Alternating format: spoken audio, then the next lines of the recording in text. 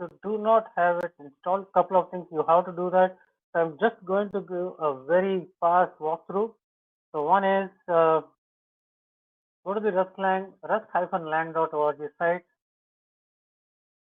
and you can look into the install directions.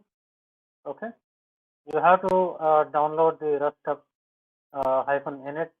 So if yours is a 64-bit machine, then in that case download this and run it, and that will do all the rust installation for you. Okay, you don't have to do anything else. However, remember, this may require Visual Studio C++ build tools. This does, because Rust has dependencies on Visual C++ libraries on Windows. So if you click on this link, Visual C++ build tools, you can go in here. You can just download the build tools and you can install it. So you can just click on this and we add build tools. So this is one way. Okay. So what it recommends is Visual Studio C++ build tools. You can just run the installer and you can install all the build tools. Okay, so if you are on Linux, then in that case, just this command, this curl command, okay, this entire thing, just copy it and put it in the Mac OS, or you can use it on Linux as well. That will do the installation. You don't have to do any separate, build tool instance, because they are all part of the standard Linux and Mac OS systems. So you don't have to worry about that at all. On Windows, you do have a dependency on the Visual C++ build. Okay, here's one thing. The other thing is, if you don't have it installed, you can always go to the playground. Okay, there is a playground available. So this is a Rust playground, wherein you can actually type your code, and that in turn will give you all this. Say for instance, I just write some code. I'll just size a bit, okay. And so let's say a macro and say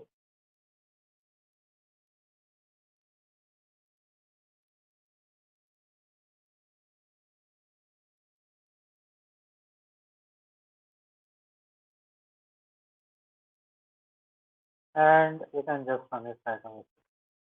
You run it, shows the execution in progress. But then again, for using the playground, you need a stable internet connection. So you see there, here is the output. So in case if you have not yet installed Rust, you can code along with me using the Rust playground. Okay, so this is a nice tool to have, which you can utilize. Okay. And as far as the learning part is concerned, so if you go to the learn link in here, okay, so here is, you have the read the book. So this is the Rust book, and there is also Rust by example. So these are the two standard references which you should be using. And in fact, I'm going to use this only for the purpose of teaching you. Okay. So here are all the different types of things that you can possibly do. Okay. So this is Rust by example. But I would recommend that you go to Rust programming language. This is a Rust book, available in PDF format also. I think you can find it somewhere. And then in here, if you see, the installation instructions are neatly given in there, so you can follow through if you have not installed it yet. Okay. And then we go to our first hello world. Now, when you do the installation, you can actually get all the information about the installation also. So Rust C is your compiler. Okay. Right. And Rust Up is the tool that actually installs all your tool chain for doing the Rust development. Okay. Right. So what you need to do is, and also for the IDE, I'm going to use the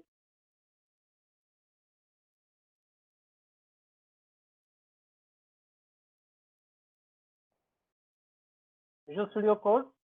You can go to code.visualstudio.com and you can download it for your platform and install that. I do have a couple of extensions installed which help me with the Rust development. That also we will see a little later. Okay. Okay. So first thing first, so what I'm going to do is I'm going to start up my command prompt window. And if you're on Linux, then obviously you can open up your terminal. Okay.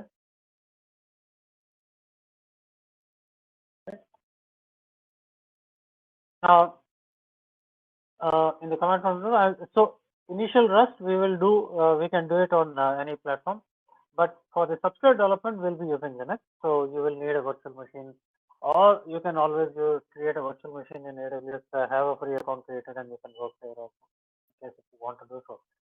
Right. So here I have actually created. Okay. So the first thing is I'm going to create a new directory, IBC CEP Continuous Education Program, and I will cd into it. So if I see the directory right now, this is empty. Now what I want to do is I want to create a simple Rust file, and you don't need an entire IDE. You can simply use Notepad also to do that. Okay, so you can do that as well. So what I'm going to do is I'm just going to open up Notepad. I know this is the worst tool actually to be using. Okay, but yeah, so for us it's good enough. And in here I'll just create a function name, and I'll have a punchline. Say hello Rust.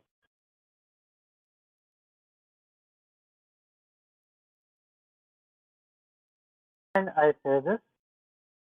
So when you save this, okay, okay, I'll do one thing.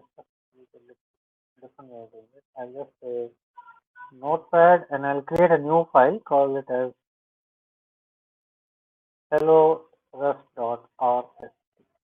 Okay, Rust files always end with the .rs extension. It says, do you want to create a new file? I'll say yes, and I'll create a function name, and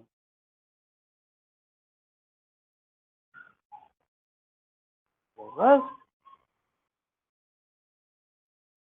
and I'll save this.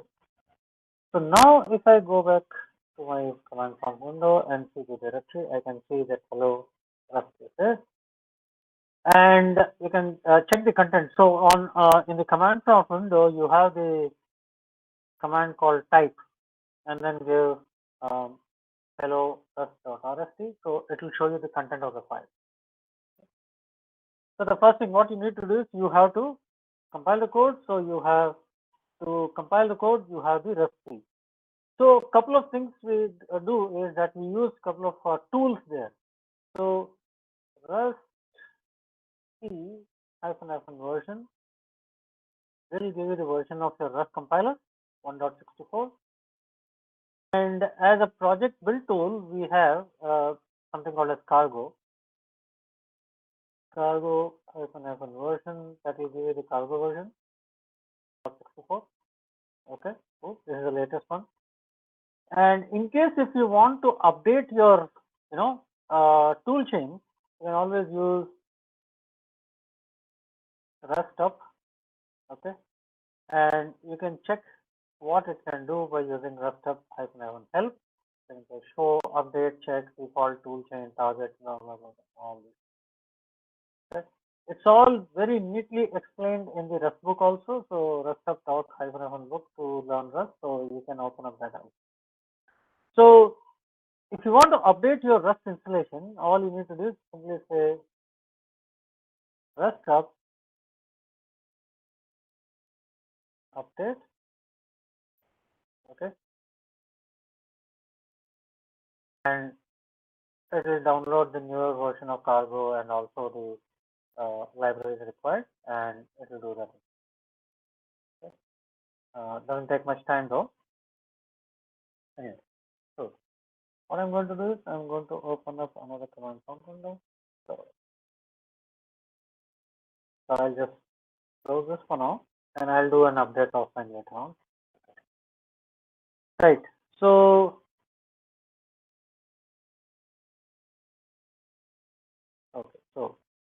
rust key, and then you give the file name hello rust.rsp to compile it. So when you run this, it's compiled. If there are no errors, you'll get the command prompt. If you get any output, it means that there are some errors or warnings. Okay. So now if you see the directory, you'll find that you see hello rust.exe has been created. Hello rust pdb. This is a debug file, so don't worry about that. And so this is our executable. And to run this, okay, it's a one-step build process. So Rust actually compiles and links and does all of those things together. Okay, so dot slash hello rust.exe and okay, sorry, hello rust.exe and we should see hello rust. There. Okay, it is as simple as that. However, for more complex use cases, we don't use the Rust directly right here. Instead, what we do is we use a tool called Cargo. Okay, and it is in Cargo. It is using Cargo that we actually create our projects, right? So and all the dependency management and all library inclusions and everything is managed by the Cargo build tool. So what do I do? So I need to create a new project. So let me call this Cargo. So since this is I'm just calling it CEP underscore session underscore 1. So this is our session 1. And I have to say cargo new to create a new project by this name. Okay, so it has created. Now if you see the directory, you will find that CEP underscore session underscore 1 has been created, right? Okay. So we can go into the directory, CEP session 1, and if I see the directory inside this, see .gitignore file, cargo toml, and then the src. And if you want to see the entire see how it looks like, so let's see dot, and you see there is an src. That's it. So under CEP session 1, you have the src folder. So tree is a command to display the tree of all the folders starting from where you want. Okay, right. I have already installed Visual Studio Code with all the required Rust extensions that we need. So in order to invoke code, you don't have to Visual Studio Code. You don't have to use the start button. You can directly start using it from the command prompt itself. So to invoke that, you use code and then you say dot. Because when you load Visual Studio Code, you have to mention which is the project directory. Now, since we are already in the CEP session 1 directory, which is the project directory, so we said dot. Dot means the current directory.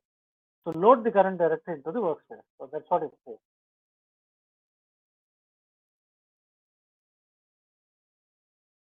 There you go. Okay. So I'm going to close all these notifications. So you see src, there is this .gitignore file. Okay. This is used for ignoring everything non-essential stuff into your repository, GitHub repository. And you have the cargo toml file, which is where you actually configure your project. All the project configurations go in here. So you will see these configurations come in the form of sections. So this is one section, package. Another section is dependency. Right. So what we will do is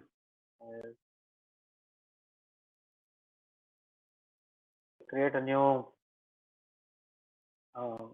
project. So say cargo new PEP session 3.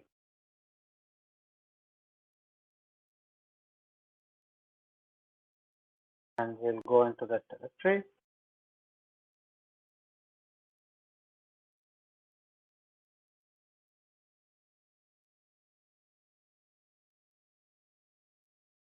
and we will launch Visual Studio Code here.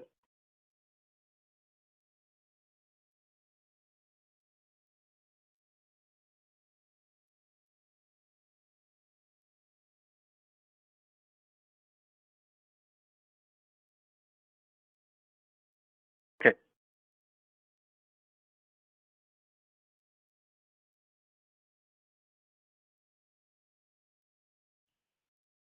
And also the previous assignment I had told you to get the minimum from 4 numbers. I think that also remains to be done. So I expect you to do that as well, right? Okay.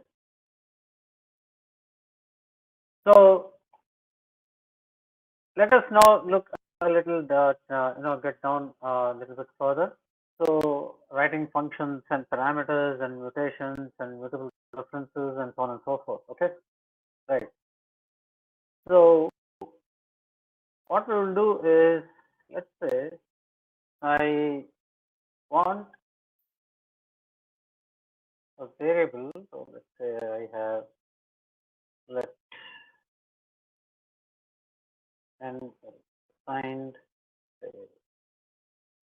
5, and I want to increment that, right? Now incrementing I cannot do because right now this variable is immutable. So the first thing I need to do is I want to change the value, then I have to make this as mutable. Okay. And what we will do is we'll write an increment function. So increment underscore, let's call this v1 for version 1. And what this does is basically it takes in x, which happens to be I32, and what it does is it returns an I32, and all it does is it returns x plus 1. That's it. Now, so here what we're doing is we say, okay, find for calling increment and is and we give the value of and then we call the increment function. So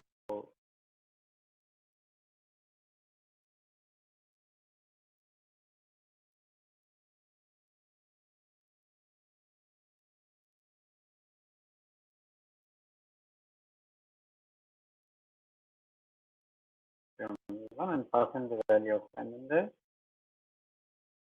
and after calling increment, and okay, mutable reference, mutable variable reference or pointer, those can be used in the situation.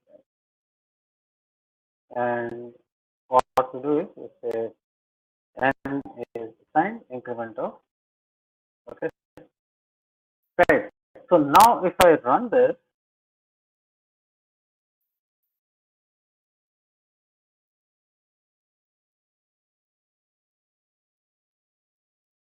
I'm able to get this. If I remove this mute, then obviously I'm going to get an error because it's an immutable variable, it cannot be changed, right? So this, therefore it has to be mutable, then only we'll be able to do it.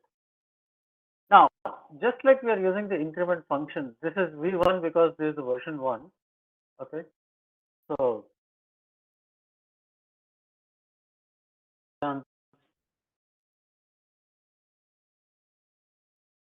increment is there. Okay. The other way, suppose I want to change. Okay. So this is let's call this as function as increment v2 is the second version, and somehow I want to modify the value of whatever variable that I have passed in. Okay, which means it's not going to return anything. It will simply whatever variable you pass in, that should get modified. Okay. So how to do that? So in order to do that, what we will need to do is that basically what we have to do is a little bit different. Okay, so what we have to do is something like this. I have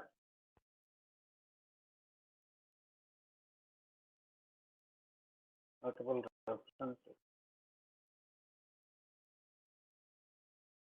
x, which is a reference to multiple,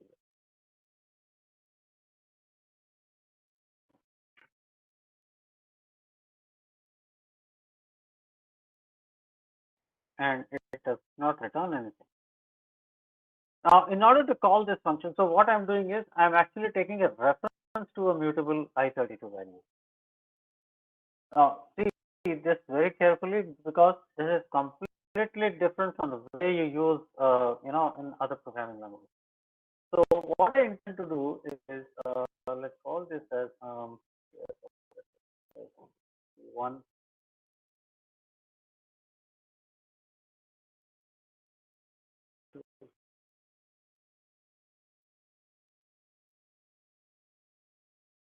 and I just copy this lines of code.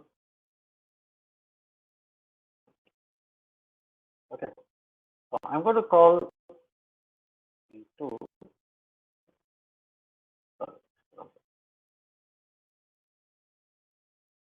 okay. So how do I call this so that it gets incremented in here? So because you have to pass in a reference to a mutable I32, whereas n is mutable I32. So what we need to do is when we call the increment function, you will have to call increment v2 like this. So suppose if I did it like this, I'm going to get an error. You see here, it says, hey, consider mutably borrowing here. Okay. So what you have to do is you have to pass in a mutable reference there. So say okay, reference to mutable. Okay. This is how you'll have to call. This is similar, to how you would do in C and C++, pass the reference, something like that. So what you're passing in is a mutable reference to n. Okay, and here it is receiving a mutable reference. Now, of course, you are getting this here because it is, if this is intentional prefixes with underscore, we are not using it. Okay. So how do I increment it here? In order to increment it, x is find x where star is the dereference operator, just like you have it in C. Because you received a reference, to access the actual value, you will have to do a dereference. Okay, calculate the value and then dereference the pointer and then basically reference and then put the value over it. So let's see if this works. Okay. Now, I'm telling you, this is one of the most important concepts that you have to understand in order to use Rust effectively. Extremely important. So if you have any questions, please shoot questions as many as possible. Okay. Right. So let's just run this and see. See, now it has become 7. So it is working fine. If you see here, I'm using the dereference operator, right? Like you do with in C. So it's kind of this is reference means that it is a pointer. So when you dereference the pointer, you get the data. That's the value stored at that pointer. So as you can see here, if you see here, this is dereference. It's an operation. Dereferences the value. So what you're receiving is the address. So what we have passed in is a reference to mutable reference to n. Okay.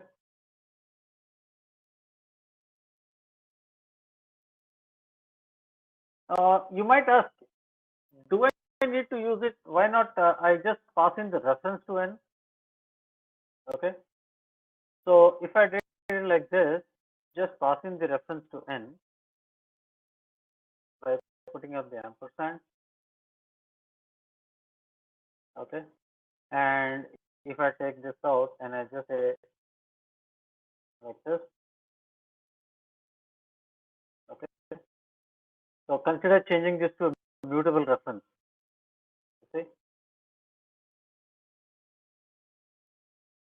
See, here, performs this process. Cannot assign star x, which is behind the ampersand reference. So now if I do it like this,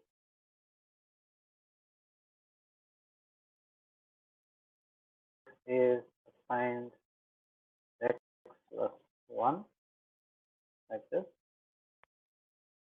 And what happens is, performs the plus or see, consider borrowing it here. Okay. So it is expecting, so expected due to this parameter type. Okay. So if you see here, it says, okay, expected, so whereas I found I32. Okay. So you could say something like this. If I say star x is star x plus 1, again there is a problem. Because now that means the reference needs to be mutable. Okay. So cannot assign to star x, which is behind a reference. Okay. X is a reference. So the data it refers to cannot be returned to because it is not mutable. Okay. So you can reference the value, but you cannot modify it. Okay. That is important thing. So that's why this whole thing actually will fail. So what you need to do is you have to this and make this as a mutable value. But because it's a mutable reference, we are passing in at reference to I32, but it requires a mutable reference. So now things are set up. Okay. So lot of code in here, right? For your reference.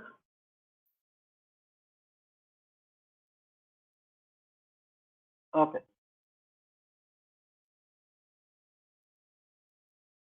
Now what we're going to do is to understand some basics of the mutable and immutable references.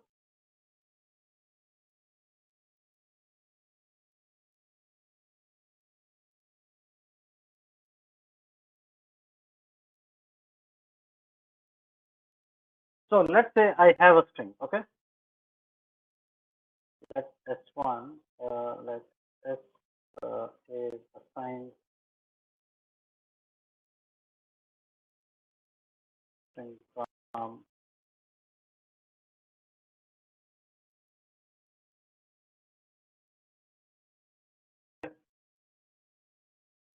so I can actually create references right out here itself. So say I'll say let R1 again it's a reference, okay? Is assigned address of S, okay? Right? And then I say let R2 is address of is also reference to S.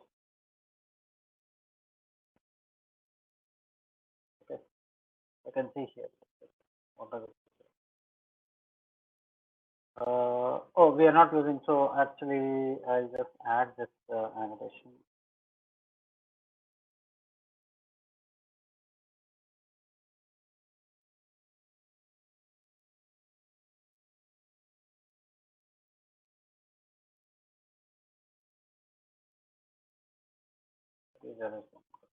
Right? Okay. Right?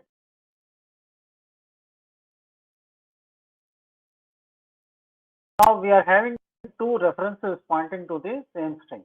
This is fine. Okay. Right. And now let's say, can I create a mutable reference?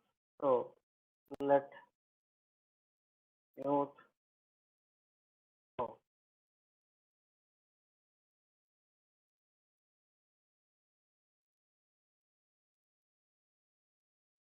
just keep it simple.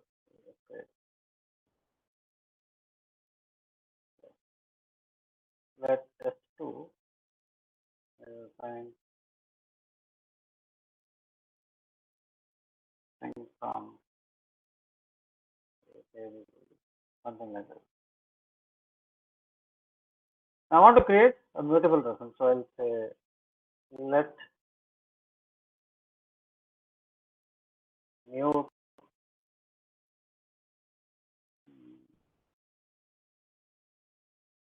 mutable reference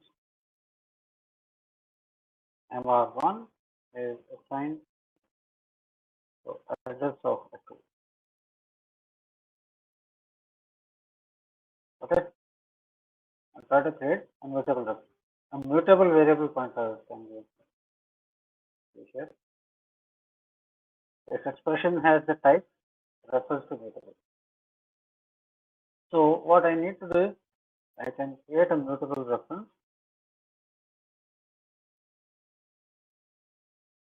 Okay.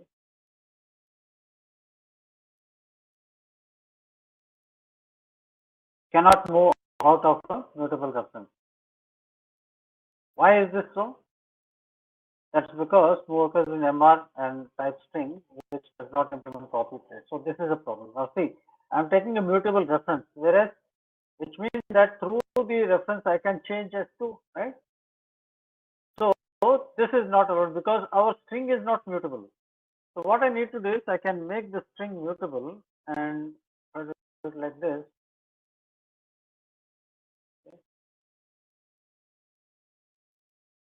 Now, cannot move out of a mutable reference.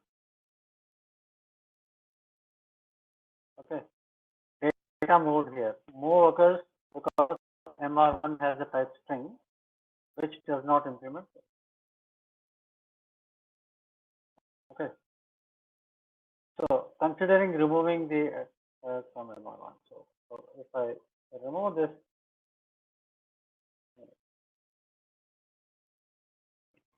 so our MR1 is basically mutable reference. Okay, right. So I'll create one more mutable reference. Let MR2, okay, is assigned as a mutable reference to S2.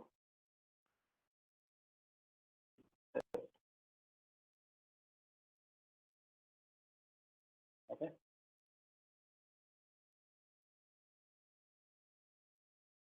Right. So we are creating two mutable references now. So this kind of situation you will definitely run to where you have multiple mutable references. Okay. Now let me just show you from the Trustbook what this is. Okay. So I'll just show you the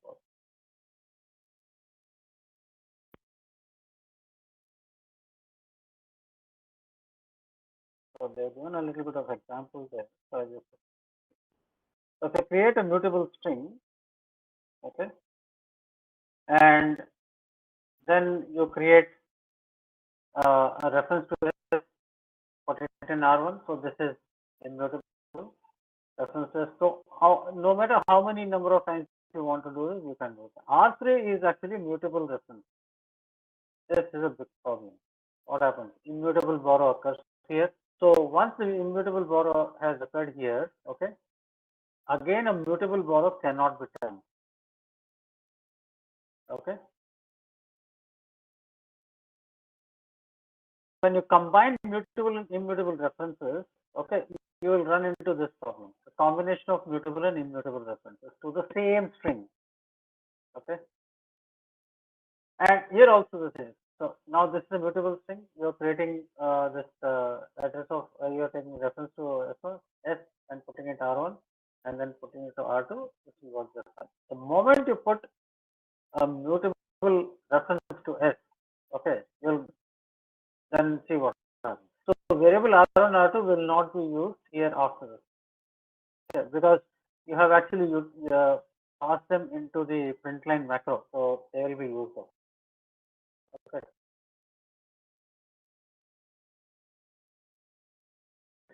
So what is the basic difference? If you see this code and this code, okay, it's actually literally the same, but there is one big difference. There is a print line setting in here.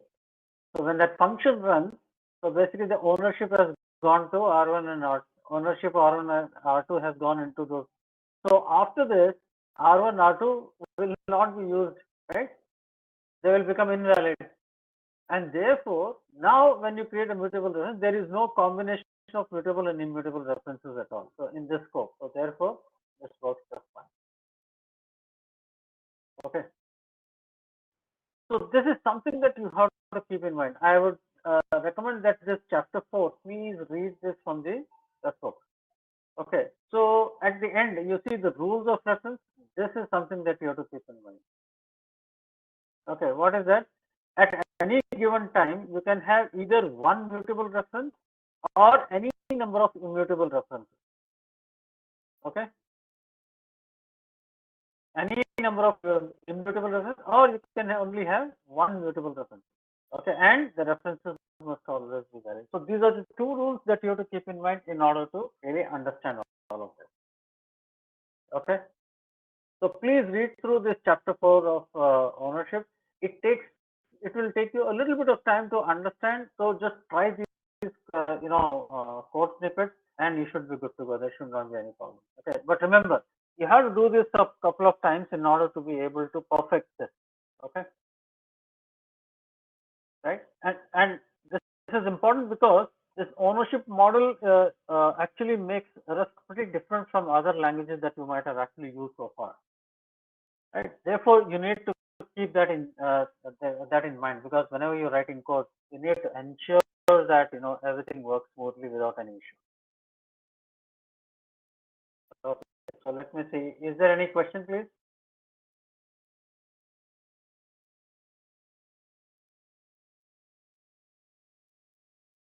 Puneet, I will still recommend that you read that chapter 4 from the Rust book. Okay.